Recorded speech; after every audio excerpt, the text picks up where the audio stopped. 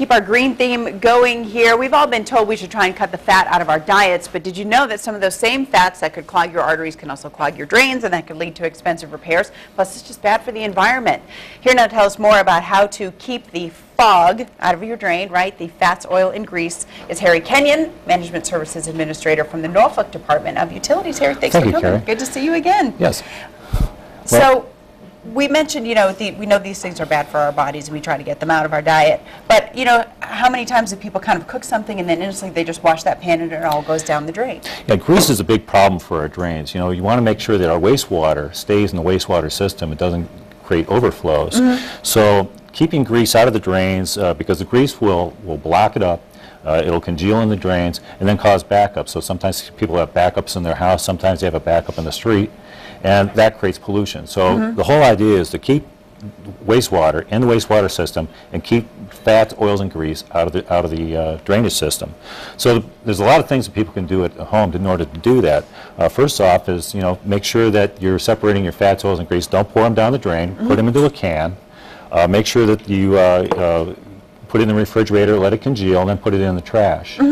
But there's some other things that people don't think about that they normally wash down the drain, which still have fats, oils, and grease in them. Yogurt and dairy products are one of them.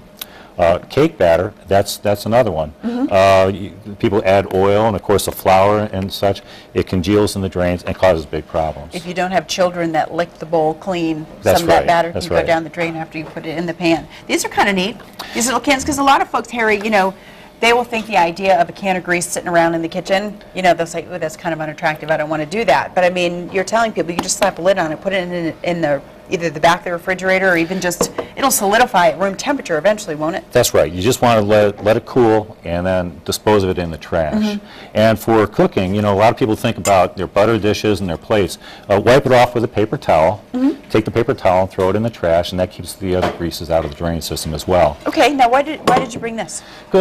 Salad dressing is made with oil. Yeah. And so if you're having a salad and you're washing dishes later on, take that salad dressing, wipe it out with a paper towel, and put it in the trash. And never dump it down the drain. Okay, what's going to be a homeowner's first sign of trouble that they've got too much of that fog that we mentioned going down the drain in terms of a backup in your home? Do you get any warning signs, or do you just one day notice nothing's going down? Sometimes they'll have warning signs if they have a slow drain. Other times you won't see you won't see a problem.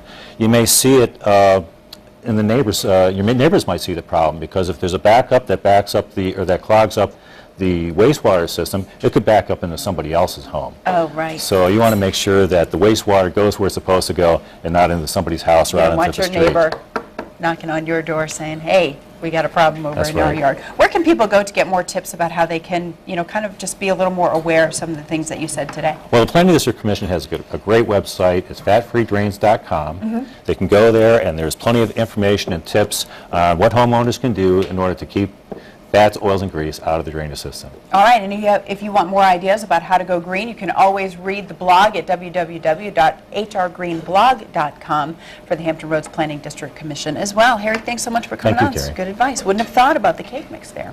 Good advice.